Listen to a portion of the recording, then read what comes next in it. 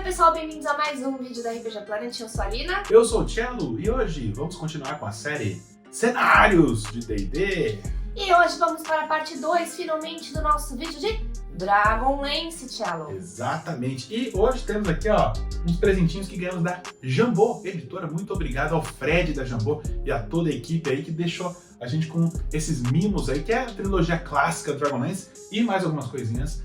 E se você, no final desse vídeo, quiser conhecer essa trilogia clássica de romances de Dragonlance, vamos colocar na descrição os links da página de afiliados da Amazon, né? Isso, afiliados à Amazon para você comprar, garantir seu livro, e a gente também ganha um troquinho nessa história aí, então. Exatamente. Win.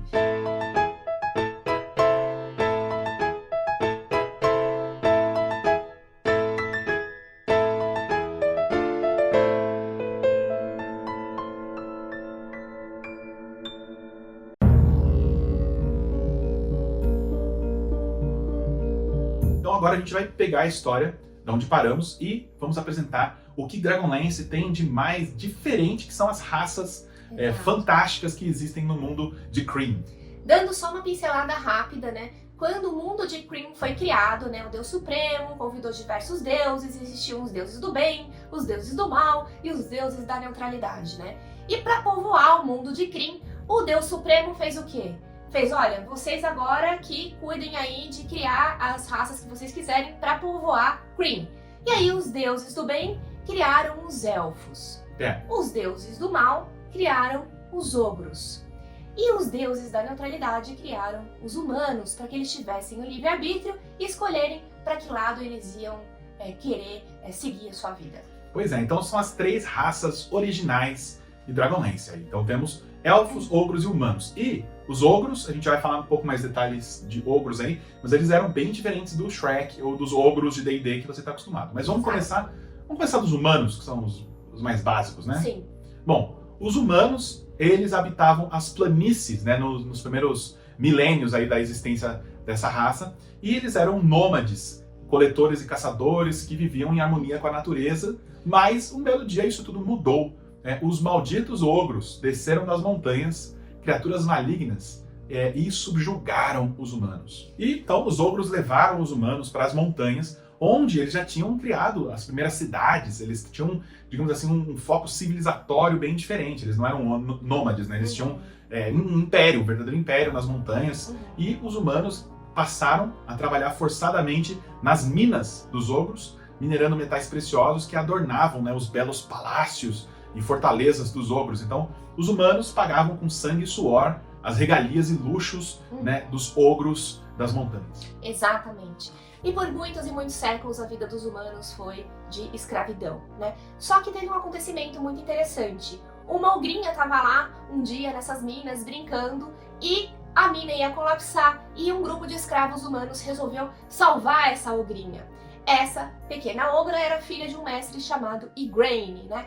Que, muito grato pelos humanos terem salvo a filha dele, resolveu começar a dar certas liberdades para eles, né? Eles começaram a ter uma vida muito diferente da dos outros humanos ali do Império dos Ogros. E o Igraine também começou a espalhar a palavra da liberdade de escolha e coisas que ele aprendeu com aqueles humanos, né, que mesmo sendo castigados ali, tendo que trabalhar forçadamente, tiveram a escolha de salvar a pequena filhota dele, né? Então ele começou a tentar angariar novos seguidores dessa filosofia de que é melhor conviver do que, né, usar força para reprimir, né? Mas é claro que, apesar dele ter conseguido alguns apoiadores, a grande maioria dos escravagistas, né, eles ficaram putos da vida e começaram a perseguir o Igraine. Exato. E aí começou praticamente uma guerra civil lá entre os ogros, entre os escravagistas e os Irda, que foram chamados, né, os seguidores do Igraine. E eles, né, os seguidores do Igraine, tiveram que fugir das montanhas junto com os humanos. Exatamente. E aí, com isso, a vida dos humanos e dos ogros acabou mudando bastante, né? Então, muitos humanos ali que estavam com o Igraine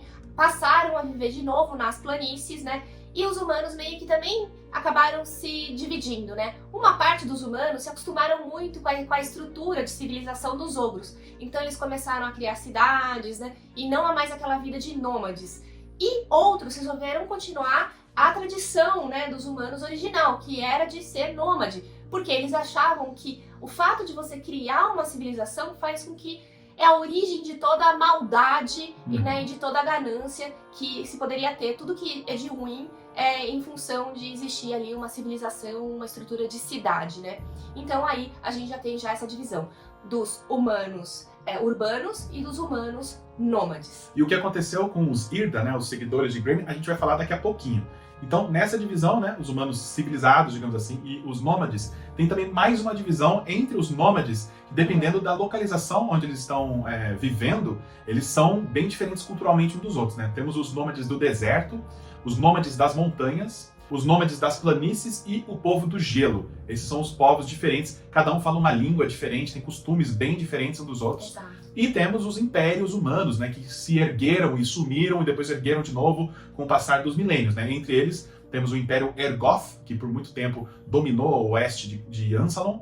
Depois que o Império Ergoth ruiu, tivemos também a cidade maravilhosa de Istar, né? Que a gente contou um pouquinho dela. A história de Istar lá no primeiro vídeo. No primeiro vídeo a gente falou um pouquinho de Istar e dos Cavaleiros de Solâmnia, né? A ordem de cavaleiros que foi criada para proteger os humanos, né? Depois desse tempo que eles foram escravizados, eles criaram uma ordem de cavaleiros ali para manter a paz e para conseguirem prosperar. Então vamos aproveitar que a gente acabou de falar dos humanos e vamos falar dos ogros e concluir essa história. É uma história muito relacionada, né?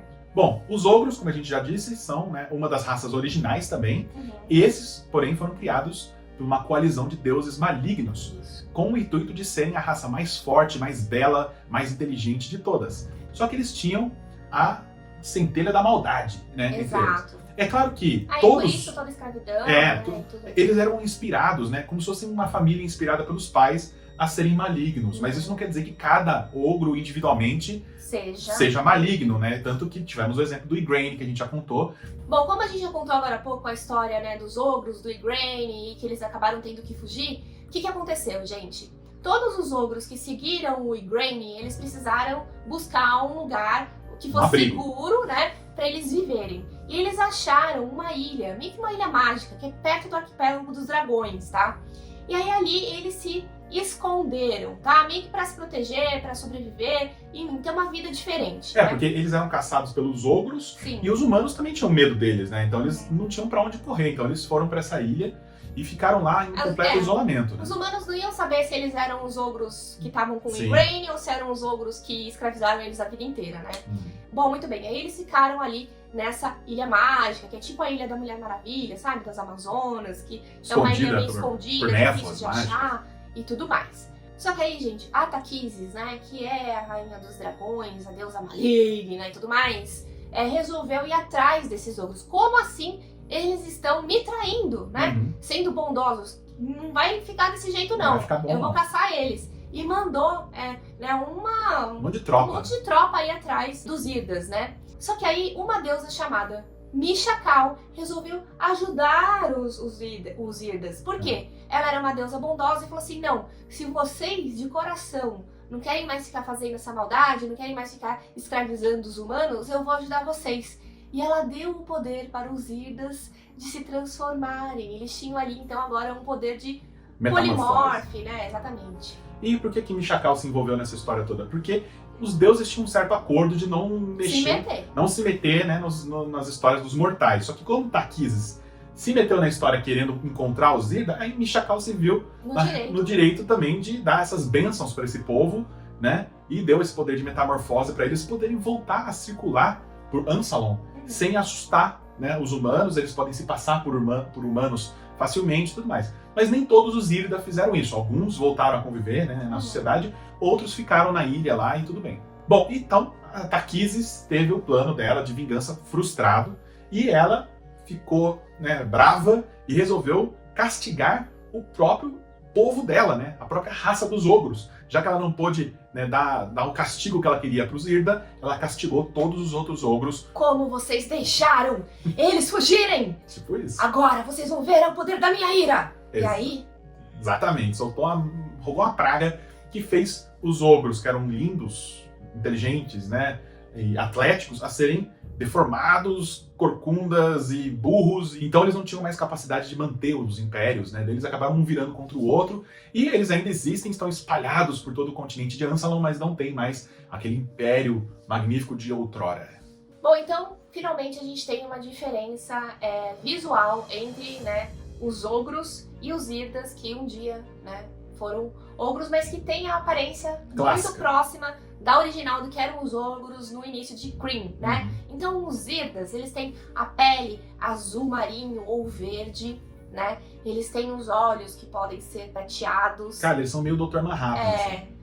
Musculosos, Grandão, altos, musculoso. fortes, né? Bem atléticos, né? Como se fosse mesmo um Dr. Manhattan, né? E são, assim, simples, né? Eles não são de ficar usando São pacíficos. roupas, eles não usam peles de animais, nem lã, nem couro, nem nada, enfim.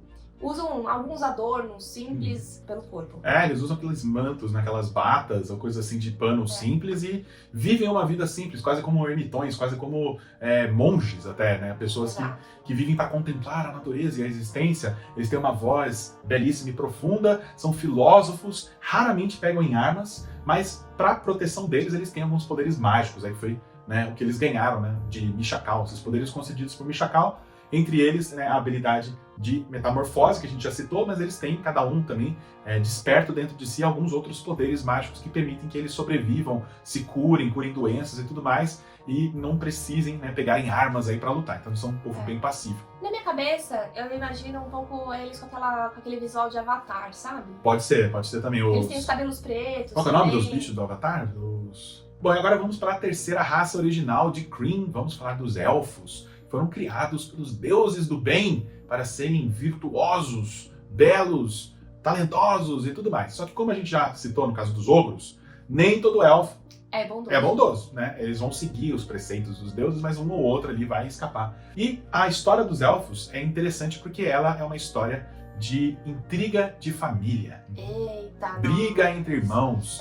Primeiro a gente precisa lembrar, né, que os elfos foram habitar as florestas de Cream. Sim, certo? os ogros foram para as montanhas, os humanos para as planícies, os elfos não queriam se misturar com nenhum dos dois, foram para a floresta. E eles criaram, né, um reino chamado Silvaneste, em homenagem ao seu primeiro rei élfico chamado Silvanus. E ele teve um filho chamado Sithel, né, que se tornou rei depois que o Silvanus se foi, e ele... Conhecido como o Orador das Estrelas. O título de rei dos elfos é esse, é o Orador das Estrelas. E o Sithel teve 2 filhos, e aí que começou a confusão. Ele teve o mais velho, que era o Sitas, e o mais novo, que era o Kif-Kanan. Muito bem, e os 2 irmãos tinham perfis muito diferentes, né? O Sitas era aquele filho que é dedicado, que quer fazer tudo igual o pai. Seguiu os passos do pai. Que estuda, todo bonitinho, sabe? Senta retinho na mesa, não sei se CDF. tudo que o pai quer, o Sitas fazia, né? E o Kif-Kanan, não. Ele já era um filho mais novo, que gostava de viver uma boa vida, que gostava de aprontar, que gostava de brincar. Não fazia nada de acordo com as regras, né? E de acordo com a boa ordem, que meio que era desejada pelo pai. E isso acabou já criando ali um impasse, né? O Sitas já não gostava muito desse estilo de vida livre, leve e solta aí do irmão. Mas tudo bem, a coisa só foi azedar mesmo de vez quando o Sithel, o pai dos dois, resolveu arranjar um casamento, né, pro filho mais velho dele, né? E o Sithel falou assim, ó, Sitas, você vai casar com uma elfa da nobreza aqui, né? Porque a gente precisa manter, né, um casamento político e tudo mais. Essa nobre elfa era Ermáthia Oakleaf, né? E só que o rei não sabia que o Kif-Kanan era namorado dela. Já tava tendo um caso com ela. Eita! Né? E aí, pô, vai casar com outro irmão, teve que separar o rolo dos dois, uma furação de zóio, uma doideira. E aí o Kif-Kanan ficou revoltado. Ele falou, como assim? Você tirou meu amor, ainda entregou pro meu irmão. E eu não vou mais participar dessa família. E saiu e foi pro oeste da floresta, lá onde era uma região mais selvagem, virou as costas pro reino dos elfos lá e foi viver a vida dele no meio do mato por um bom tempo. Só que aí, gente, teve um fato. Os humanos começaram a aparecer próximo ali, né? Das fronteiras de Silvaneste. E o Sithel virou pro Sitas e falou assim, Sitas, vai negociar com os humanos do Império de Ergoth, né? Porque eles não podem invadir a nossa floresta, a gente não quer guerra, então vai lá assinar um tratado de paz, fazer um acordo, qualquer coisa. Delimitar fronteiras, né? Deixar tudo certinho para não ter guerra. E o Sitas estava lá sofrendo para negociar ali com todos os humanos de Ergoth, né? Bom, numa mesa de negociação, ele estava lá suando, tendo dificuldades de comunicação, até que o tratado ali estava quase indo pro vinagre. Tava quase, os Exato. ânimos estavam esquentando, os humanos não queriam saber de nada, os elfos estavam, né, muito orgulhosos, nariz empinado, não ia dar certo ali, até que abre a porta quem? Kith-Kanan, o irmão mais novo. Ele olha e fala assim, deixa comigo, negociação, tá? Papo mole é comigo mesmo. Tomou as rédeas, né, da mão do irmão dele e falou, deixa que eu negocio, irmão, fica tranquilo. E mandou super bem, o cara era super talentoso, né, o elfo Resolveu o problema. resolveu rápido, assim, não, vocês podem só ficar até aqui, a gente fica até aqui, e conseguiu a paz. E o pai deles, né, o rei, ficou orgulhoso. Só que o Citas ficou com orgulho ferido, né? Como assim? Ficou como Esse cara não tá aqui, só viveu bem bom a vida inteira, ainda tá roubando, sumiu, nem deu satisfação pra onde ia, agora volta querendo mandar. roubar o meu momento aqui. Exatamente, o meu papel. É. Né? Mas ele manteve esse ódio que ele criou do irmão mais novo em segredo. E enquanto isso, o pai dele falou assim, vamos fazer o seguinte, o Kith-Kanan volta lá pro oeste, na floresta, já que você gostou de lá, e eu vou te mandar um destacamento de soldados, você vai liderar esses soldados élficos para manter a região segura, e já que você sabe falar tão bem com os humanos, você mantém as relações diplomáticas lá com os humanos, constrói uma comunidade lá, para, né, colonizar o lugar, para não ter invasão, mas ao mesmo tempo manter a paz com os humanos, tudo jóia. E o Kith-Kanan levou vários elfos para lá para construir fortalezas e cidades ali na borda oeste do Império, e eles estavam próximos dos humanos ali e começou a rolar esse intercâmbio, né? E a gente começou a ter uma vida ali harmoniosa perto das fronteiras, tanto que começaram a surgir meio-elfos, né? Porque famílias se ali misturaram. as vilas humanas se davam bem com as vilas élficas e tava tudo bem, tudo meio que na paz e no amor.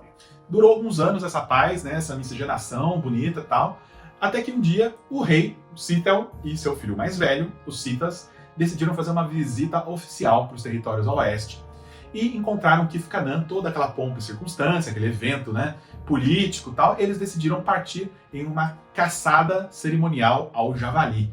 Os três foram atrás do javali, foram caçar na floresta, e nesse período um terrorista, sei lá, alguém se aproveitou, um assassino se aproveitou para... Um assassino de Ergoth. Um assassino humano, né, de Ergoth, resolveu fazer um atentado contra a vida do rei e acertou ele com uma flechada no meio da caçada, matando o pai, né, dos dois, o rei, o Sithel, que morreu na hora. E imediatamente os dois irmãos se acusaram, né? O Citas, né, que já era mais propenso a odiar os humanos, já botou a culpa, né, falando que o irmão mais novo dele estava sendo bonzinho demais com aqueles humanos. Já o Kith-Kanan acreditava numa conspiração. Que ele fez aquilo tudo de propósito pra se tornar rei, né? Logo, né? Isso, ele falou, olha, esse meu irmão mais velho, ele que contratou esse cara pra matar o rei, pra ele virar rei, ele era o próximo da linha sucessória. E o que aconteceu foi que, imediatamente, os elfos de Sylvanest declararam guerra ao Império dos Humanos de Ergoth, e o pau comeu. Só que todos os elfos ali do oeste, né, não concordaram com essa guerra, nem com nada disso, porque eles já estavam misturados ali, vivendo em harmonia com aqueles humanos há tanto tempo, que para eles era mais fácil lutar contra os elfos que estavam vindo do que lutar contra os humanos. Então, e aí a gente tem mais uma divisão, né? Igual aconteceu com os ogros, a gente tem uma divisão entre os elfos, sim, né? A gente tem os Sylvanest, que vão, né, seguir ali os Citas, né? E ter toda aquela raiva dos humanos. ser xenofóbico, né? metido da besta, nariz empinado, tudo mais. E a gente tem os Qualinestes, que são os elfos que acham que podem viver em comunhão com os humanos. Mais tolerantes. São mais tolerantes, que seguem, então, o Kith-Kanan. E eles entraram em guerra, né? O Sylvanest com os Qualinestes, chamada Guerra do Fratricídio, que durou cerca de 40 anos, de irmão matando irmão, uma loucura, doideira, que depois teve um tratado de paz que foi assinado.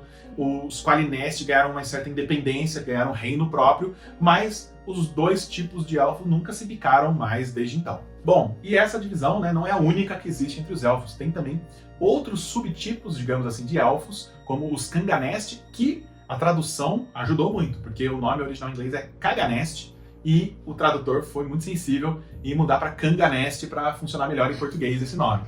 São os elfos selvagens, né?